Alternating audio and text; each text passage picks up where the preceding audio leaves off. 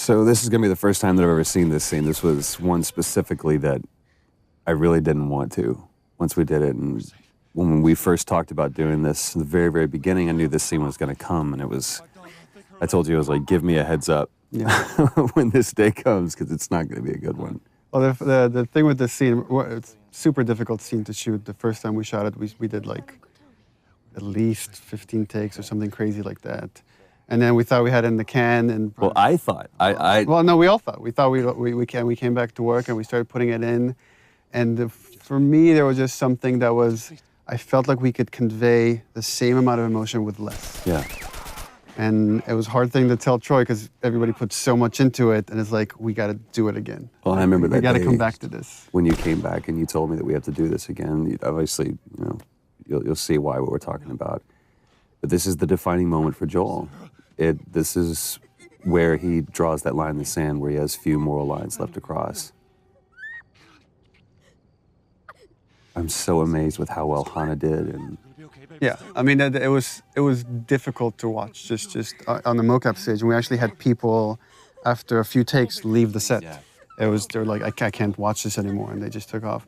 But from a story standpoint, it's so important to show just what the violence does and how it like rips apart this family.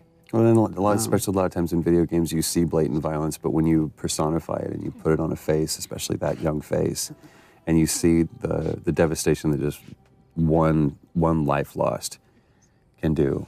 And it's just, I mean, this was such a hard day. It was such a hard day for both of us. I mean, it was exhausting for her. It was exhausting for me.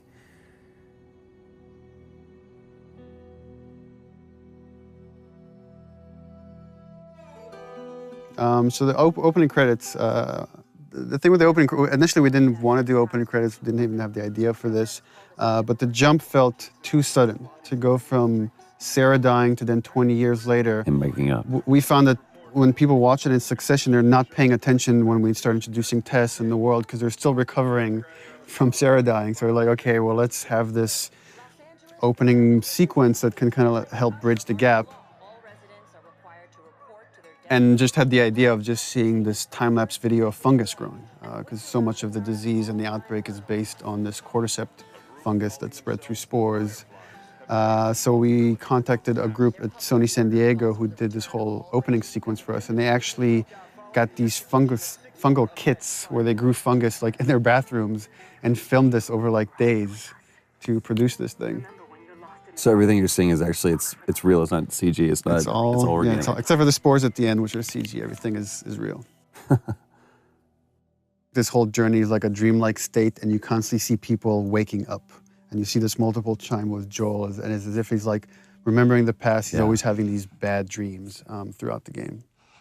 That was always something that we had to keep in mind when we did this scene, because we shot this before we shot Sarah dying scene, so it's kind of like we knew that those were going to be in one way or another kind of butted up against each other. But this is such a great thing. Again, this was in the audition thing that we did when we were trying to find Tess, and when Annie walked in, it was just like she walked in as Tess. We saw a lot of different people for that, and this was just such a great, because the relationship you see from going from Sarah and Joel to now Joel and Tess, it's just, I don't know, you see everything, like the house that he was in before was nicer.